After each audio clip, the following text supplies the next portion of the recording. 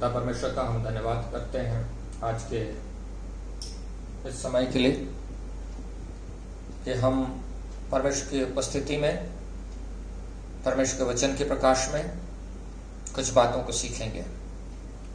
पिछली बार हमने जब कलीसिया के विषय में अध्ययन कर रहे थे, परमेश्वर के वचन में के प्रकाश में देख रहे थे, तो ये बात प्रकट हुई मत्ती उसके 16 अध्याय में कि यीशु मसीह ही कलीसिया को बना रहा है, क्योंकि वहां लिखा है मैं अपनी कलीसिया बनाऊंगा। तो यीशु मसीह कलीसिया का बनाने वाला है, वही उसका स्वामी है। और पतरस से चर्चा करते हुए कहते हैं कि मैं इस पत्थर पर अपनी कलीसिया बनाऊंगा। जो पत्थर है, हमने परमेश्वर के वचन के प्रकाश में देखा कि ये जो बात तुझ पर प्रकट हुई है पिता परमेश्वर के द्वारा, इसके ऊपर अर्थात जो पत्थर है परमेश्वर का प्रकाशन ही पत्थर है, जिसके ऊपर यीशु मसीह अपनी कलीसिया बना रहा है। आगे हमने देखा कुलुस्सियों की पत्री से कि यीशु मसीह को बुद्धि बताया गया है, यीशु मसीह ही बुद्धि है। और नीति वचन उसके 9 अध्याय में हम देखते हैं कि बुद्धि ने अपना घर बनाया, और वो जो बुद्धि है उसने 7 खंबे गढ़े हैं। और तीमुथियुस की पत्री से हमने देखा कि कलीसिया जो है परमेश्वर का घर है, और उसका घर हम है बोलता है इब्रानी में। तो हम जो लोग जिनके जीवन में परमेश्वर का प्रकाशन अर्थात उसका यीशु मसीह परमेश्वर का पुत्र है, यीशु मसीह पूरे अधिकार, सामर्थ और प्रधानता और सारे चीजों के ऊपर शिरोमणि बनाकर जब एक व्यक्ति के जीवन में आता है तो वो व्यक्ति परमेश्वर की कलीसिया बन जाता है, परमेश्वर का घर बन जाता है। और उस घर में 7 खंबे गढ़े हुए खंबे जो हैं, हमने देखा था प्रेरितों काम 2 अध्याय 38 पद से आके। पहला गढ़ा हुआ जो खंबा है, जिसको हम कह सकते हैं कॉलम, पहला खंबा है मन फिराव, दूसरा खंबा है बपतिस्मा, तीसरा खंबा अलगाव सेपरेशन, चौथा खंबा प्रेरितों से शिक्षा पाने, 5वां खंबा संगति रखने में, 6वां खंबा रोटी तोड़ने में, 7वां खंबा प्रार्थना करने में। आज हम जो है दूसरे खंबे के विषय में देखेंगे बपतिस्मा। बपतिस्मा क्या है, बपतिस्मा क्यों है, बपतिस्मा के द्वारा क्या होता है हमारे जीवन में, और कौन बपतिस्मा ले सकता है, कौन बपतिस्मा दे सकता है, इसे हम परमेश्वर के वचन के प्रकाश में देखेंगे। शिक्षाविद भी इस बात को बताते हैं कि किसी विषय को यदि समझना है तो इन what, why, when, how, where, who, इन प्रश्न चिन्हों को लगाकर यदि देखा जाए तो वो विषय बड़ा स्पष्ट होता है। तो आज हम इन प्रश्न चिन्हों को बपतिस्मा के ऊपर लगाएंगे परमेश्वर के आज, और उसका जो उत्तर है परमेश्वर का वचन क्या देता है उसके आधार पर हम समझेंगे। क्योंकि बपतिस्मा के विषय में बड़ी भ्रांतियां हैं, बड़े लोगों की सोच है, बड़े लोगों की उसके विषय में मतांतर है, और बहुत सारे लोग तो बपतिस्मा के विषय में बातें नहीं करना चाहते हैं, और कई प्रकार की शिक्षाएं फैली हुई हैं। परंतु परमेश्वर का वचन हमारे जीवन के लिए प्रकाश है, वही हमारा आधार है जो हमें किसी विषय को सही ढंग से समझा सकता है। तो आइए हम इस विषय को समझने से पहले छोटी सी प्रार्थना करें, प्रभु से अगुवाई मांगे कि हम सबके जीवन के में उसका जो इच्छा है, उसकी जो इच्छा है, उसका जो ज्ञान है, उसकी जो मनसा है पूरी रीति से प्रकट हो जाए, ताकि उसमें से हम लाभान्वित हो सके, हम जान सके, मसीह जीवन में आगे बढ़ सके। आइए हम प्रार्थना करें।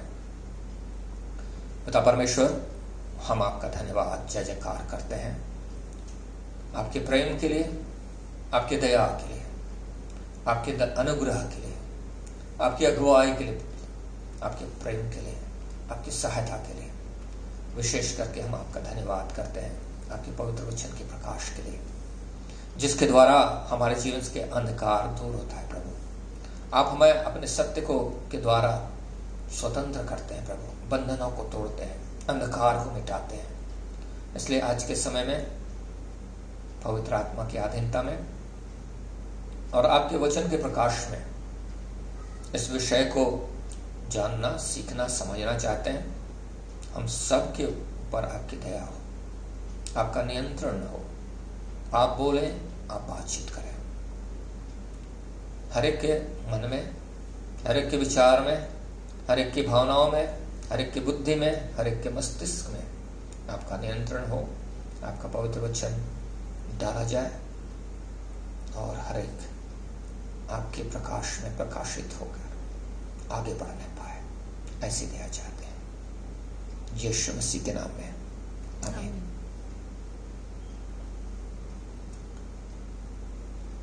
हम शुरुआत करेंगे बपतिस्मा क्या है। परमेश्वर का वचन बपतिस्मा के बारे में क्या बोलता है। मत्ती उसका 3 अध्याय 13 से लेके यदि 15 तक हम पढ़ें तो हमें एक बात वहां पे दिखती है।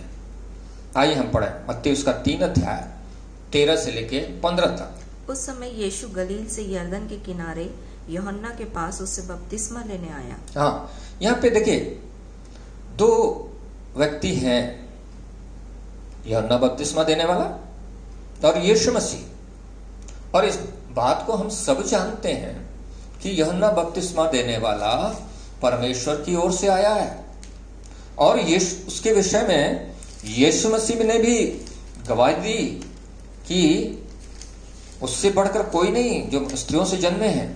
हम पढ़ेंगे 11:11। मैं तुमसे सच कहता हूँ कि जो स्त्रियों से जन्मे हैं उनमें से यूहन्ना बपतिस्मा देने वाले से कोई बड़ा नहीं हुआ। अपने चेलों से बात करते हुए यीशु मसीह कह रहे हैं यूहन्ना बपतिस्मा देने वाले से कोई बड़ा नहीं है जो स्त्रियों से जन्मे हैं। और इस बात को आगे भी एक जगह में यीशु मसीह इस बात को प्रकट करते हैं कि जो एलिय्याह जो आने वाला था वो यही है। इतना बड़ा प्रभु का जन्म।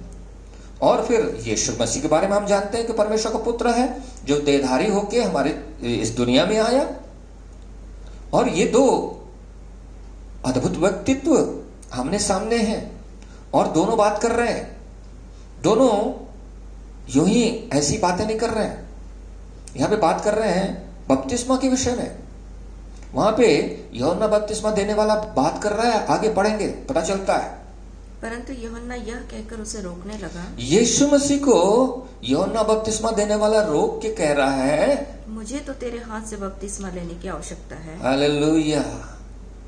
यूहन्ना बपतिस्मा देने वाला परमेश्वर का जन, परमेश्वर का सेवक, परमेश्वर का दास, परमेश्वर की मनसा, परमेश्वर की इच्छा, परमेश्वर की योजना में यहाँ पे आया है और कह रहा है कि मेरी ये आवश्यकता है, मुझे तेरे हाथों से बपतिस्मा लेने की आवश्यकता है। ये बात प्रकट होती है कि परमेश्वर की जन की बपतिस्मा एक आवश्यकता है।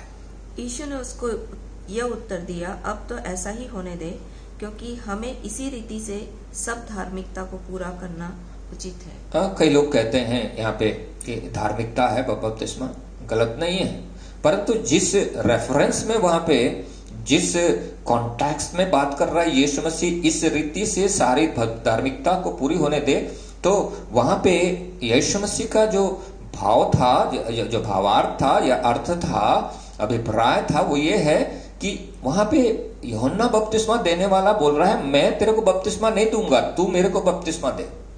लेकिन यीशु मसीह उसको बोल रहा है कि नहीं, तेरे को बपतिस्मा देना है मुझे, और इस रीति से तुझे परमेश्वर की धार्मिकता को पूरा करना है। कहने का मतलब यह है कि वहां पे यीशु मसीह समझा रहा है कि यूहन्ना बपतिस्मा देने वाला, तू मुझे बपतिस्मा देने के लिए आया है और उस काम को कर, ये धार्मिकता के लिए है।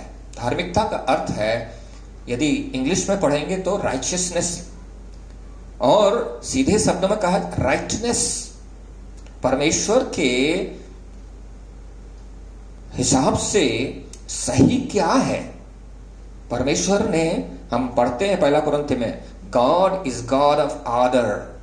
परमेश्वर ने जो व्यवस्था ठहराई है, परमेश्वर ने यहाँ पे व्यवस्था ये ठहराई थी कि यूहन्ना बपतिस्मा देने वाला यीशु मसीह को बपतिस्मा देने देगा। हम इस बात को जानते हैं। यूहन्ना बपतिस्मा देने वाला था, बोलता था कि मैं उसके जूते के बंधन खोलने लायक नहीं हूं, उसके जूते के बंधन खोलने लायक नहीं हूं। परंतु यहां पे एक बड़े काम को यीशु मसीह के जीवन में कर रहा है।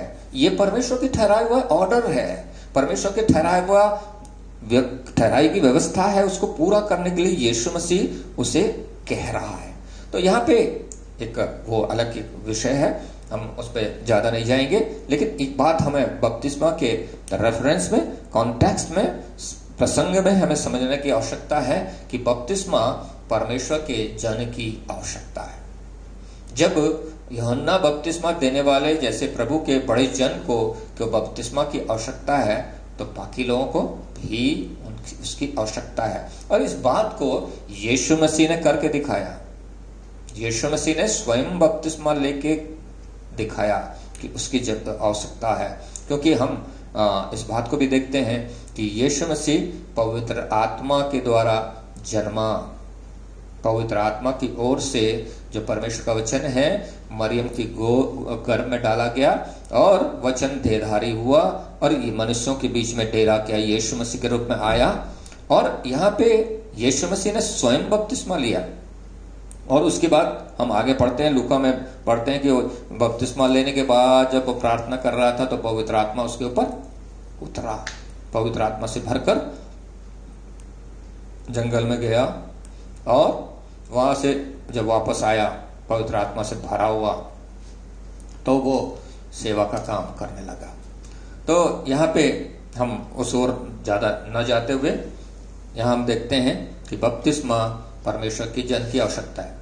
दूसरी बात जो हम देखेंगे, लूका उसका 7 अध्याय 29 से लेकर 30 पद पढ़ेंगे। और सब साधारण लोगों ने सुनकर और चुंगी लेने वालों ने भी यूहन्ना का बपतिस्मा लेकर परमेश्वर को सच्चा मान लिया। हाँ, यहाँ पे हम देखते हैं साधारण लोग, चुंगी लेने वाले, है ना, और पापी लोग बपतिस्मा लेके यूहन्ना बपतिस्मा देने वाले से लेते हैं। और यीशु मसीह यूहन्ना बपतिस्मा देने वाला इसलिए बपतिस्मा दे रहा था कि वो प्रकट हो जाए, यीशु मसीह प्रकट हो जाए। जब एक व्यक्ति बपतिस्मा लेता है तो यीशु मसीह उसके जीवन में प्रकट हो जाता है। ठीक है, और आगे 30 पद में पढ़ेंगे। परंतु फरीसियों और व्यवस्थापकों ने उससे बपतिस्मा न लेकर परमेश्वर के अभिप्राय को अपने विषय में टाल दिया। यहाँ पे हिंदी में अभिप्राय लिखा है, लेकिन यदि आप इंग्लिश बाइबल में पढ़ेंगे तो counsel of God, they rejected the counsel of God regarding by not taking the baptism. और यदि आप भजन संहिता उसका 73 अध्याय उसके 24 पद को पढ़ेंगे तो वहां लिखता है वो हमारी अपनी सम्मति के द्वारा हमारी अगुवाई करता है। भजन संहिता उसका 73 अध्याय 24 पद।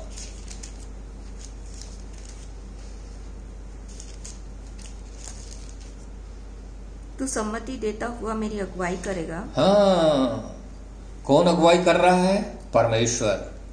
और यदि आप यहूदा की पत्री का आखिरी पद पढ़ेंगे तो वहां परमेश्वर के बारे में एक बात लिखी गई है, जैसे हम जानते हैं, लेकिन हिंदी में उतना बढ़िया ट्रांसलेशन नहीं है। आगे पढ़िए। यहूदा 1 उसका 25 पद। यहूदा की पत्री उसका 25 पद। उस एकमात्र परमेश्वर हमारे उद्धारकर्ता की महिमा और गौरव और पराक्रम और अधिकार हमारे प्रभु यीशु मसीह के द्वारा जो सनातन काल से है, अब भी हो और युगानुयुग होता रहे। अब यदि इंग्लिश में पढ़ेंगे तो वहां पे थोड़ा डिफरेंट है। यहूदा की पत्री उसका आखिरी पद जो है 25 पद,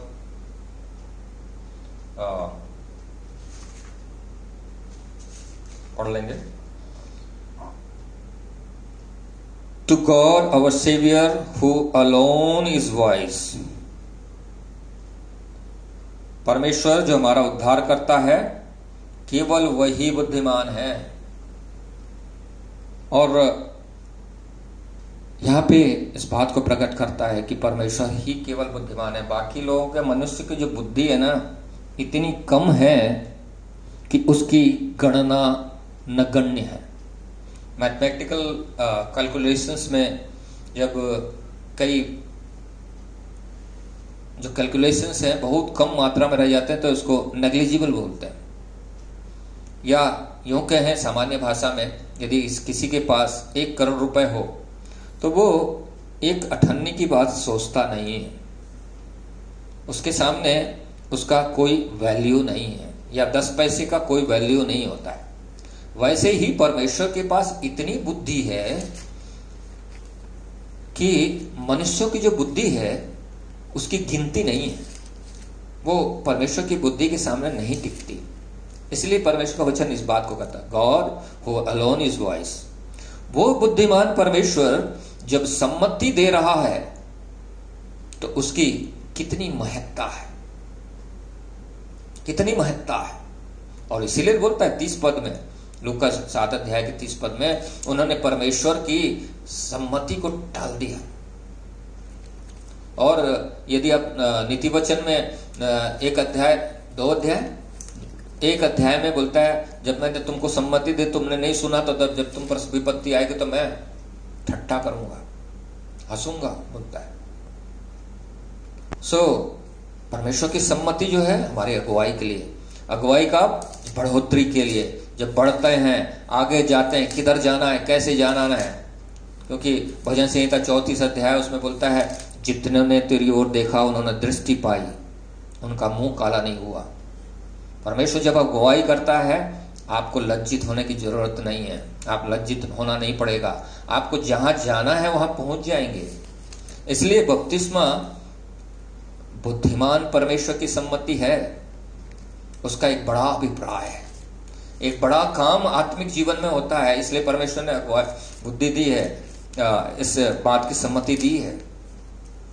यदि हम देखें बपतिस्मा लेने के विषय में तो मरकुस उसका 16 अध्याय उसका 16 पद में बोलता है, जो विश्वास करे और बपतिस्मा ले उसी का उद्धार होगा। ये जीवित जब यीशु मसीह जीवने के बाद इस बात की चर्चा कर रहा है। 16 अध्याय मरकुस उसका 16 अध्याय 16 पद पढ़े, जो विश्वास करे और बपतिस्मा ले उसी का उद्धार होगा। हाँ, उद्धार, जो विश्वास करे और बपतिस्मा ले उसी का उद्धार होगा।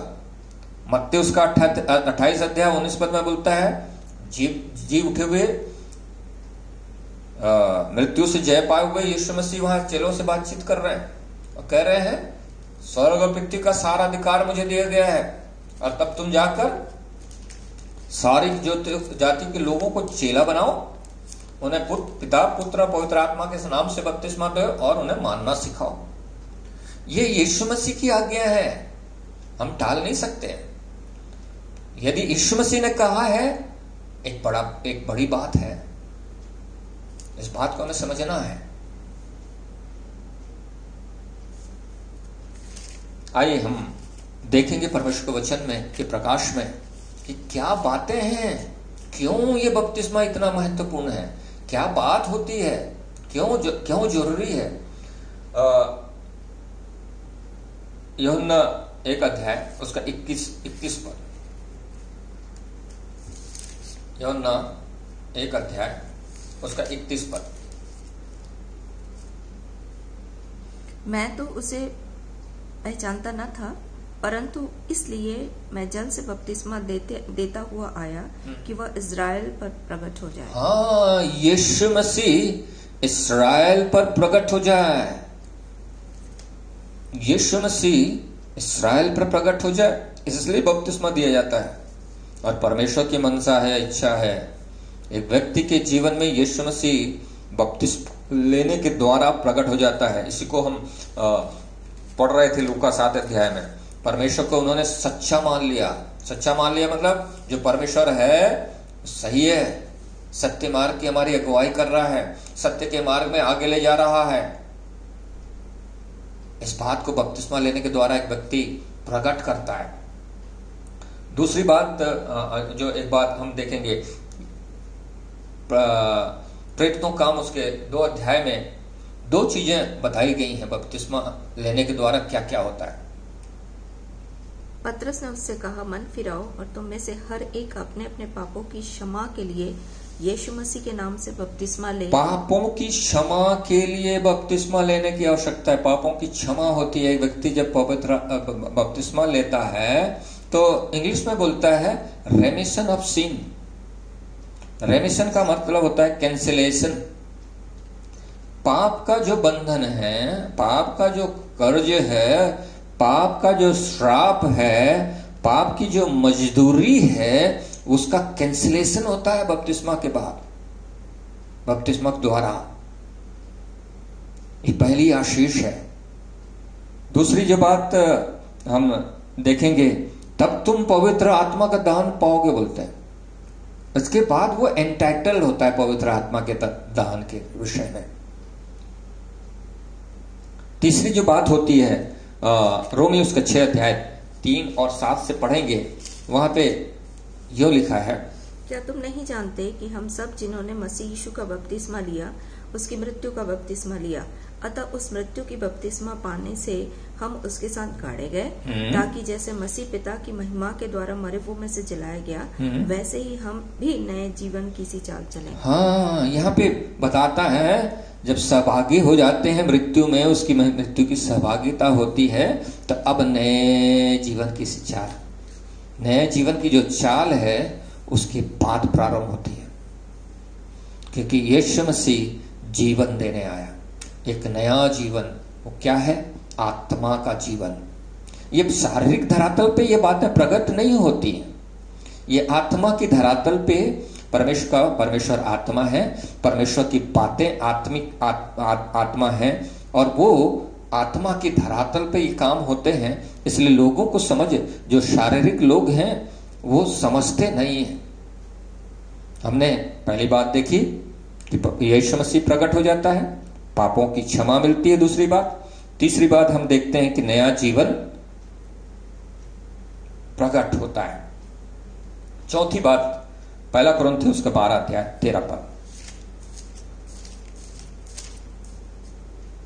क्योंकि हम सब ने, क्या यहूदी हो, क्या यूनानी, क्या दास हो, क्या स्वतंत्र, एक ही आत्मा के द्वारा एक देह होने के लिए बपतिस्मा लिया। हाँ, जो बपतिस्मा है एक देह होने के लिए, यूनाइट करने के लिए, जो यूनिफिकेशन है वो पवित्र बपतिस्मा के बाद होता है।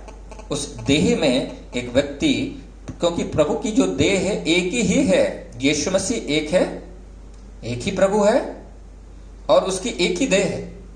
ये डिनोमिनेशनल बात नहीं हो रही है, कोई डिनोमिनेशन की बात नहीं हो रही, ये यीशु मसीह के कलीसिया की बात हो रही है। क्योंकि यीशु मसीह अपनी कलीसिया को बना रहा है, एक ही देह है, और उस देह में एक व्यक्ति जब मन फिराने के बाद बपतिस्मा लेता है तो वो यीशु मसीह के द्वारा उस देह में जोड़ दिया जाता है। यूनिफिकेशन का काम होता है। ये तीसरी आशीष है, उसमें जोड़ी जाती है। और हम सबको एक ही आत्मा पिलाया गया। एक ही आत्मा पिलाया गया। ये इस विषय में जो आत्मा है, क्योंकि इस बात को समझ लीजिए, ये हम जो चर्चा कर रहे हैं ये पानी के बपतिस्मा की चर्चा हो रही है। एक दूसरा एक बपतिस्मा जिसको पवित्र आत्मा का और आग का बपतिस्मा, इसको हम अभी डील नहीं कर रहे हैं, इस विषय से अलग कभी इसके विषय में भी बात करेंगे। परमेश्वर के वचन के प्रकाश में हमें देखने की आवश्यकता है। लोगों के विचार, भावनाओं, लालसाओं और मतांतर के छोड़कर परमेश्वर उसके विषय में क्या बोलता है हम देखेंगे। हम यहाँ पे बात कर रहे हैं पानी के बपतिस्मे के विषय में। तो ये चौथी आशीष इस बपतिस्मा के द्वारा होता है कि हम प्रभु की देह में जोड़े जाते हैं, जो आशीष का भागी है। सारा प्रधानता, अधिकार, सामर्थ, प्रभुता यीशु मसीह को जिसे दी गई है, और वो यीशु मसीह इसी देह को दे दी गई है।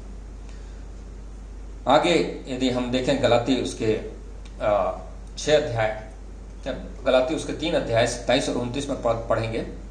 और तुम में से जितनों ने मसीह में बपतिस्मा लिया है उन्होंने मसीह को पहन लिया है। हाँ, अभी यीशु मसीह अंदर आया, अब यहाँ पे यीशु मसीह को हमने पहन लिया, और आगे इस पहनने के द्वारा क्या प्रक्रिया होती है इसे हमें जानने की आवश्यकता है। पढ़िए।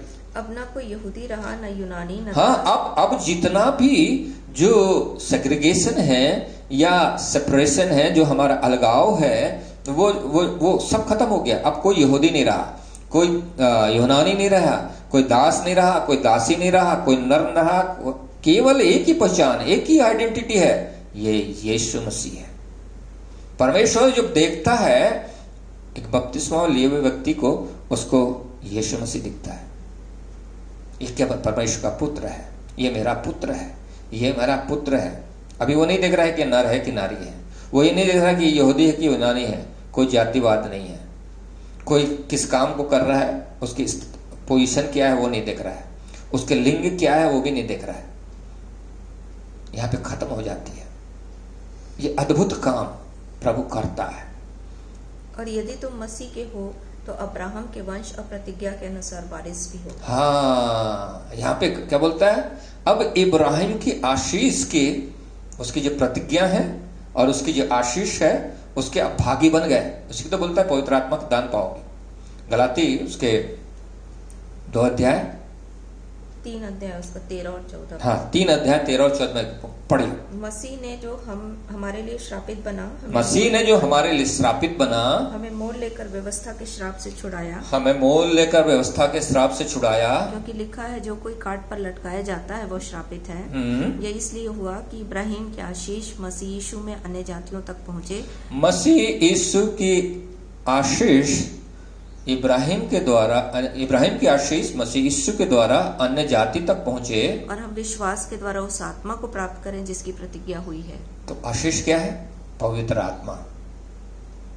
पवित्र आत्मा ही वो आशीष है, इब्राहिम की आशीष, जो यीशु मसीह के द्वारा अन्य जातियों को परमेश्वर देना चाहता है। ये जब एक व्यक्ति बपतिस्मा लेता है तो इब्राहिम की प्रतिज्ञा और उसकी आशीष का वारिस बन जाता है, वारिस बन जाता है।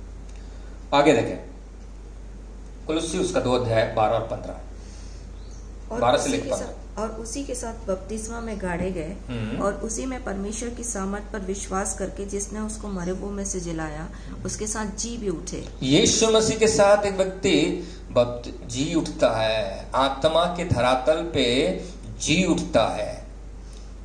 उसने तुम्हें भी, जो अपने अपराधों और अपने शरीर के खतना रहित दशा में मुर्दा थे, उसके साथ जिलाया और हमारे सब पापों को क्षमा किया, और विधियों का वह लेख जो हमारे नाम पर पापों की क्षमा हमने पहले देखा था। अब यहाँ पे बोल रहा है विधियों का लेख, जितना रिकॉर्ड आपका पुराना था। एक व्यक्ति जो मन फिराया और बपतिस्मा लेता है, उसका पुराना खाता बही भी खत्म हो जाता है। आगे, हमारे विरोध में था, मिटा डाला, और उसे क्रूस पर किलों से जड़कर सामने से हटा दिया। और उसने प्रधानता और अधिकारों को ऊपर से उतारकर उनका खुल्लम खुल्ला तमाशा बनाया, और क्रूस के द्वारा उन पर जय जयकार की ध्वनि सुनाई। जय जयकार की ध्वनि होती है। ये सामान्य काम नहीं है, इस बात को समझना है। बपतिस्मा जब एक व्यक्ति लेता है, विधियों का लेख उतारा जाता है, प्रधानता, अधिकार और सामर्थ का सारा खुल्लम खुल्ला तमाशा बनाया जाता है, और जय जयकार की ध्वनि होती है आत्मा के धरातल पे। जो 7वीं बात एक होती है बपतिस्मा के द्वारा, पहला पत्रस उसका 3 अध्याय 21 और 22। उसी पानी का दृष्टांत भी, अर्थात बपतिस्मा, यीशु मसीह के जी उठने के द्वारा अब तुम्हें बचाता है। इससे शरीर के मैल को दूर करने का, ये धोने का काम नहीं है भाई। पानी जो है शारीरिक रूप से जो है, हम लोग पानी नहाते हैं तो हमको समझ में आता है कि हाँ शरीर का मैल उतर रहा है, ऐसा नहीं है। परंतु यहाँ पे आत्मा के धरातल में एक बड़ा काम होता है। एक व्यक्ति शुद्ध विवेक के साथ परमेश्वर के अधीन में हो जाता है, शुद्ध विवेक के साथ परमेश्वर के अधीन में हो जाता है, और उस परमेश्वर की अधीनता को जब स्वीकार करता है तो उसके याकूब की पत्री उसके 4 अध्याय 7 पद में लिखा है, परमेश्वर के अधीन हो जाओ और शैतान का सामना करो तो तुम्हारे सामने से भाग निकलेगा। ये बड़ा काम होता है, और शैतान इसलिए नहीं चाहता कि एक व्यक्ति परमेश्वर के अधीन हो जाए इस बपतिस्मा की प्रक्रिया में, और वो बहुत प्रकार के मतांतर डाल के बैठा हुआ है। सो हमने देखा बपतिस्मा की 7 आशीषें आत्मिक धरातल पर होती हैं। इसलिए पिता परमेश्वर ने हमें इस बपतिस्मे की सम्मति दी है। यीशु मसीह, हमने देखा मरकुस 16 अध्याय 16 पद, मत्ती 28:19 से लेकर आके। इसलिए यीशु मसीह जी उठने के बाद जो आज्ञा दे रहा था, चेला बनाओ, बपतिस्मा दो और मानना सिखाओ। तो हमने पहले देखा बपतिस्मा क्यों है, क्या है, परमेश्वर के जन की आवश्यकता है, परमेश्वर की सम्मति है मनुष्य के लिए।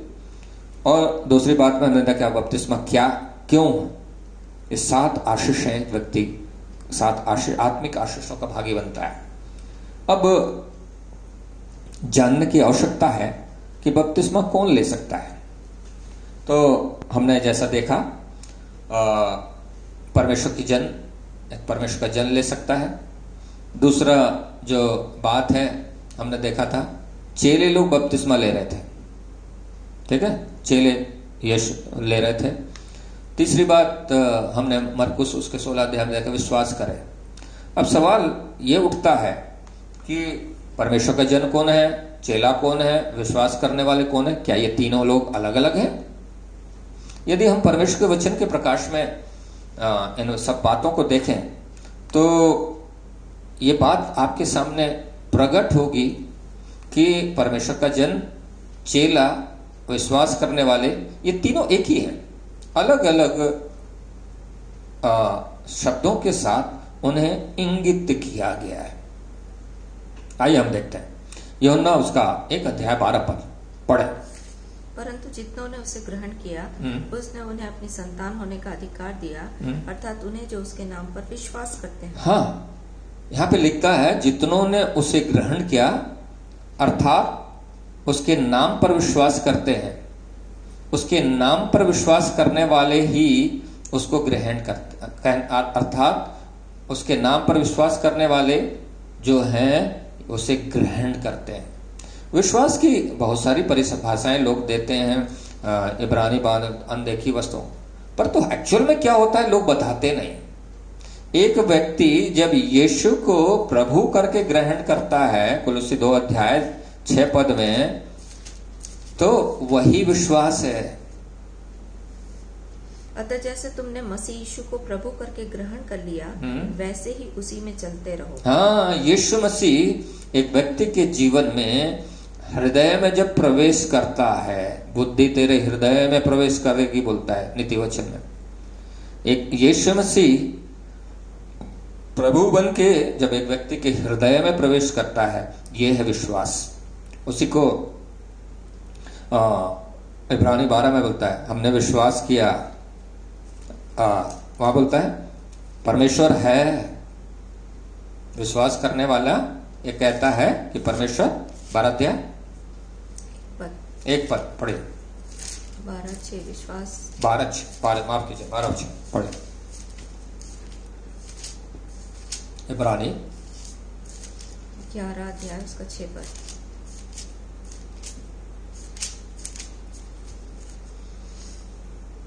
और विश्वास बिना उसे प्रसन्न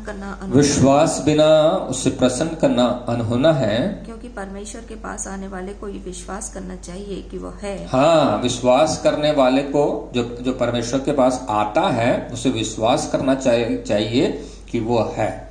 तो है, विश्वास क्या है? आप एक्चुअल में क्या है कि जो हिंदी वर्जन, हिंदी का जो ट्रांसलेशन है उसमें, जो हिंदी लैंग्वेज है उसमें केवल एक शब्द आया है विश्वास, परंतु इंग्लिश में 2 शब्दों की चर्चा है, believe and faith. Believe and faith, और दोनों जो शब्द हैं उनके भाव 2 अलग अलग हैं। क्योंकि यदि आप जो भाषाविद हैं उनसे चर्चा करें, भाषा के जो जानकार हैं उनसे बात करें, हर एक जो शब्द है वो एक भाव लेकर आता है, उसका एक कुछ अर्थ होता है। वो ये कुछ अर्थ को, कुछ भाव को कम्युनिकेट करता है। 2 शब्द आया है विश्वास के विषय में इंग्लिश में, बिलीव एंड फेथ। इन दोनों में जो डिफरेंस है उसको समझने की आवश्यकता है। और हम इस बात को भी देखते हैं कि जो नया नियम है, जिसको न्यू टेस्टामेंट कहा जाता है, नई वसीयत, परमेश्वर की नया विल ऑफ गॉड, नया विल है, इसमें ये दो शब्दों की चर्चा है, बिलीव एंड फेथ। और पुराना जो नियम है, ओल्ड टेस्टामेंट है, उसमें विश्वास के विषय में बातें नहीं कही गई हैं। परंतु यदि हम कुरिन्थियों के पत्र में आए हो तो उन्होंने विश्वास नहीं किया इसलिए नाश हुए बोलता है। इस्राएलियों के विषय में चर्चा करते हुए बताया गया है।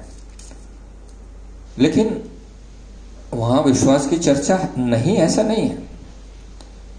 वहां पे इस बात को प्रकट करता है कि इब्राहिम और सारा ने विश्वास किया बोलता है। हम इसे कैसे समझें? यदि आप पुराने नियम का अध्ययन करें तो बार बार परमेश्वर का वचन कहता है, सुने सुने सुने, यदि तू मेरी बातों को सुने, ध्यान धर कर सुने, पूरे हृदय से तन मन लगाकर सुने। और ये जो सुनने की प्रक्रिया है, इसी के द्वारा ही जब परमेश्वर का वचन एक व्यक्ति के हृदय में चला जाता है, वो विश्वास को प्रारंभ करता है। अब आते हैं बिलीव एंड फेथ पे। बिलीफ एक्चुअल में ये मेंटल एक्शन है, इंटेलेक्चुअल एक्शन है, हमारे मस्तिष्क है। क्योंकि परमेश्वर का वचन बोलता है, मैं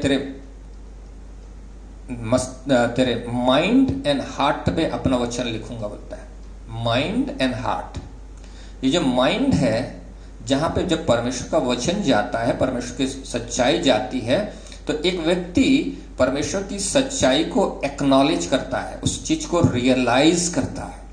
हाँ, वो अपने नॉलेज के हिसाब से अपने तंतु को चलाकर, ग्रंथियां हैं उसकी जो जितनी समझ है उसको चलाकर उस फैक्ट को वो प्रोसेस करता है और देखता है ये बातें ऐसी हैं कि नहीं।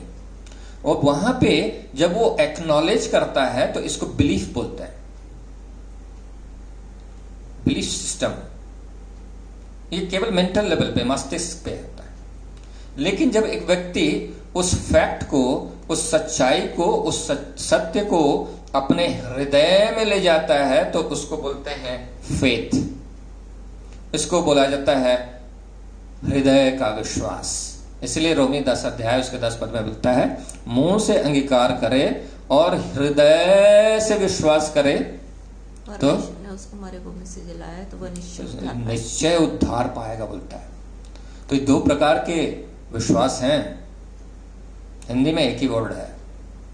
और इसका एक बहुत अच्छा उदाहरण है महात्मा गांधी, जो परमेश्वर के वचन की बहुत सारी चीजों को उन्होंने स्वीकार किया मस्तिष्क लेवल पर, और उसकी बहुत सारी चीजों को चर्चा की, लेकिन हृदय में नहीं लिया। तो एक half truth is not truth कहा जाता है। तो परमेश्वर के वचन की सच्चाई दिमाग में, क्योंकि परमेश्वर जो है ना, अंधविश्वास पे नहीं जाना चाहता है, नहीं ले जाना चाहता है लोगों को। यशायाह उसके 42 अध्याय उसका 42 अध्याय उसका 10 पद पढ़ेंगे।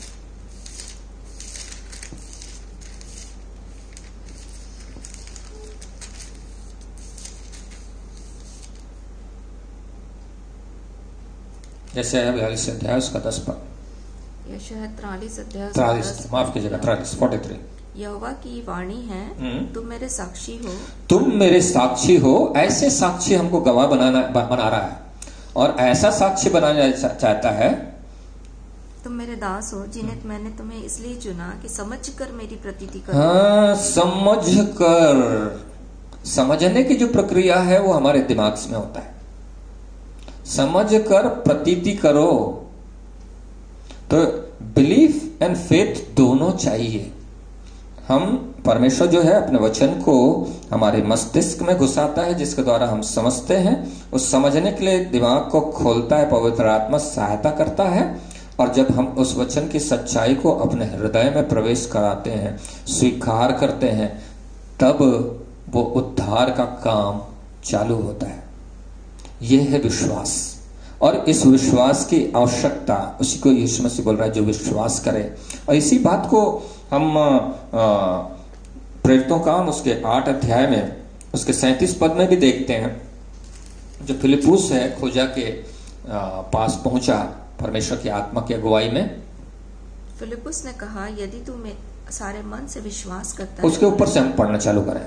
मार्ग में चलते चलते वे किसी जल की जगह पहुंचे। हाँ, यहाँ पे खोजा और फिलिप्पी मार्ग में चलते चलते परमेश्वर के वचन को चर्चा करते हुए आगे बढ़ रहे हैं।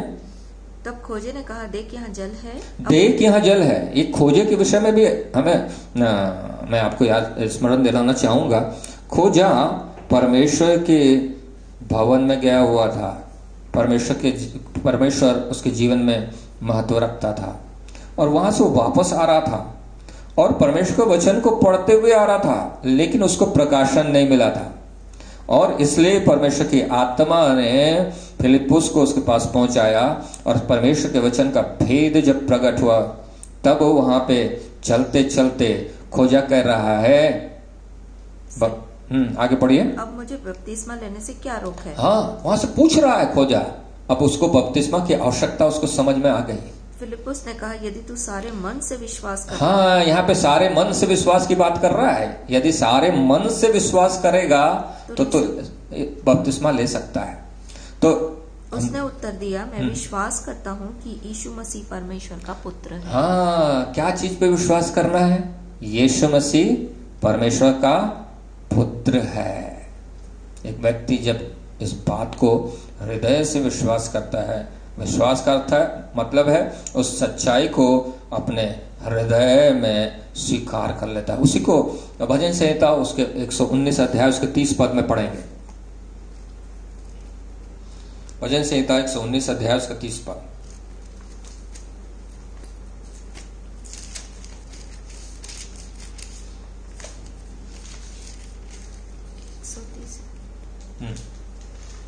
तेरे वचन के 130 तेरे बातों के हृदय, हाँ माफ कीजिएगा, तेरे बातों के हृदय में खुलने से प्रकाश होता है। वो यहाँ पे एक्चुअल में जो ट्रांसलेशन है वो यदि आप इंग्लिश में पढ़ेंगे तो वहां पे 130 पद में जो लिखा हुआ है मैं आपको इंग्लिश में पढ़ के सुनाता हूं। The entrance of your words gives light and gives understanding to the simple. Entrance of your word, तेरे हृदय के अंदर घुसना ही जो है प्रकाश लाता है। और परमेश्वर का वचन कहाँ घुसता है? हृदय में घुसता है। जब एक व्यक्ति के हृदय में परमेश्वर का वचन घुसता है, यही विश्वास को प्रारंभ करता है, जो हम रोमी उसका 10 अध्याय 17 में बोलता है ना। हम पढ़ते हैं वचन के सुनते रहने से विश्वास आता है। सुनते रहने से इंग्लिश में बोलता है faith comes by hearing by the word of God. Hearing एक कंटिन्यूअस टेंस को प्रकट करता है। हियरिंग जो वर्ड है एक लगातार की प्रक्रिया है। परमेश्वर का वचन एक व्यक्ति जब सुनता है, उसी बात को हम देख रहे थे ओल्ड टेस्टामेंट, सुनना ही विश्वास को लाता है, और वो भी दिल से, दिमाग से नहीं। दिमाग वाले विश्वास से कोई फायदा नहीं होने वाला है। यदि सत्य जो है केवल दिमाग तक सीमित है, उद्धार का काम नहीं होता है। हमने बहुत से लोगों को देखा है दिमाग का ज्ञान, बाइबल का ज्ञान बहुत सारा रखते हैं, दिमाग का बहुत सारा ज्ञान रखते हैं। मैं एक व्यक्ति से बातचीत कर रहा था, हमारे लिए बुजुर्ग हैं, प्रभु में आगे बढ़ रहे हैं, बढ़े हुए हमसे आगे बढ़े थे, पर कुछ वचन से जब चर्चा हो रही थी तो हम उनसे परमेश्वर के वचन की महत्ता की बात कर रहे थे। तो कहने लगे कि शैतान भी वचन बहुत जानता है, लेकिन हमने उनसे कहा यीशु मसीह उससे ज्यादा जानता है, क्योंकि यीशु मसीह परमेश्वर के वचन को ज्यादा जानता था, इसलिए शैतान के ऊपर जयवंत हुआ। तो आप यदि विश्वास में मजबूत बनना, बढ़ना, प्रारंभ करना चाहते हैं, परमेश्वर के वचन को सुनना चालू कीजिए, दिमाग में बैठाइए, दिल में घुसाइए। उसी को पिछली बार हम पढ़ रहे थे, कुलुस्सी 3 अध्याय उसका 16 पद, एम्पलीफाइड जो वर्जन है वो बहुत सारी बातों को प्रकट करता है। आइए थोड़ा हम एम्पलीफाइड वर्जन से कोलोस्सीस का 3 अध्याय, मसीह के वचन को अपने हृदय में अधिकाई से बसने दो। यहाँ पे लिखा है मसीह के वचन को अपने हृदय में अधिकाई से बसने दो। परंतु यदि एम्पलीफाइड वर्जन में पढ़ें तो कुछ बातों को चर्चा करता है।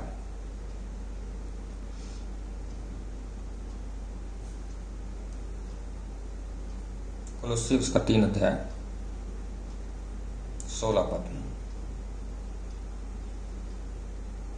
Let the word of Christ have its home in your hearts and minds, and dwell you in all its richness, as you teach and admonish and train one another in all insight. तुम्हारे हृदय में और तुम्हारे मस्तिष्क में बहुतायत के साथ भर जाए, इस बात की चर्चा करता है। जब परमेश्वर का वचन हमारे मन में, हमारे मस्तिष्क में पूरी रीति, हमारे जो शुरुआत होती है मस्तिष्क के साथ भर जाता है, तो विश्वास प्रारंभ होता है। और ये जो विश्वास है हमारे जीवन के लिए उद्धार का कारण बनता है। तो हम देखते हैं कि विश्वास ये है कि जब हम परमेश्वर के वचन की सच्चाई को अपने हृदय में ग्रहण करते हैं, यीशु मसीह को जो परमेश्वर का वचन है, जो देहधारी हुआ, अपने हृदय में उसे स्वीकार करते हैं। चेला ऐसा व्यक्ति जैसे यीशु मसीह ने बुलाया, जिन्होंने भी परमेश्वर के वचन की आवाज को सुना, उसकी बुलाहट को सुना, वो यीशु मसीह का चेला है।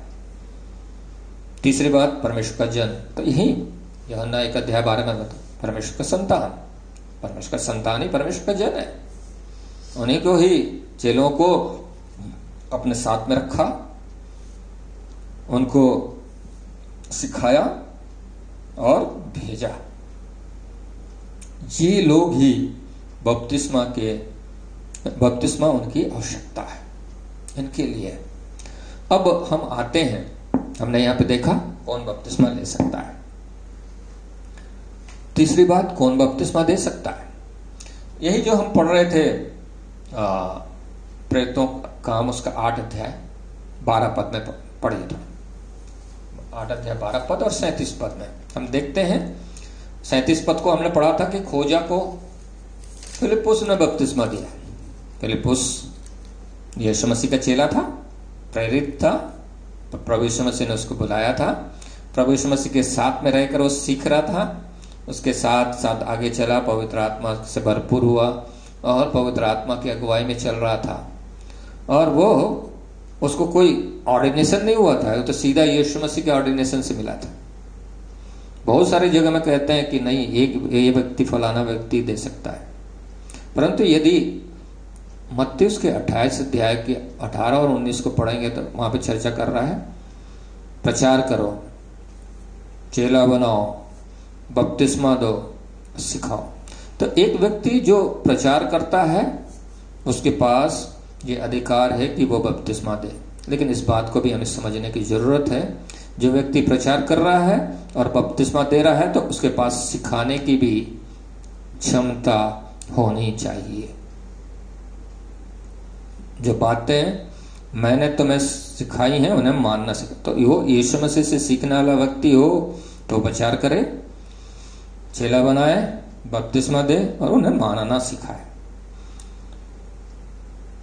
वहां पे प्रेरितों का 8 अध्याय के 12 पद में, परंतु जब उन्होंने फिलिप्पुस का विश्वास किया, जो परमेश्वर के राज्य और यीशु के नाम का सुसमाचार सुनाता था, तो लोग क्या पुरुष क्या स्त्री बपतिस्मा लेने लगे। हाँ, सुसमाचार सुना रहा था फिलिप्पुस और यीशु मसीह के नाम के बारे में बता रहा था, तो वहां पे उन्होंने विश्वास किया।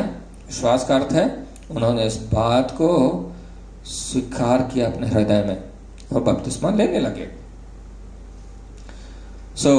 यहां पे हम देखते हैं कि जो प्रभु का चेला है, जिस प्रभु की आवाज सुन के आया है, प्रभु से सीख रहा है, वो प्रचार कर सकता है, बपतिस्मा दे सकता है और सिखा सकता है। यहां पे कोई लिंग भेद की बात नहीं हो रही है। यहाँ पे कोई लिंग भेद की बात नहीं हो रही है। कई बार बहुत सारे लोग बहुत सारी बातें करते हैं। सो यहाँ पे कोई लिंग भेद की बात नहीं हो रही। चेले, महिलाएं भी थी यीशु मसीह की, चेले थे। जो चेला वर्ड है हिंदी में वो ऐसा लगता है कि पुल्लिंग है, परंतु यदि आप इंग्लिश में पढ़ा तो डिसाइपल, डिसाइपल में कोई जेंडर डिफरेंस नहीं है। इस बात को समझने की आवश्यकता है। सो प्रभु हमारी सहायता करके हम इस सच्चाई को भी समझें। सो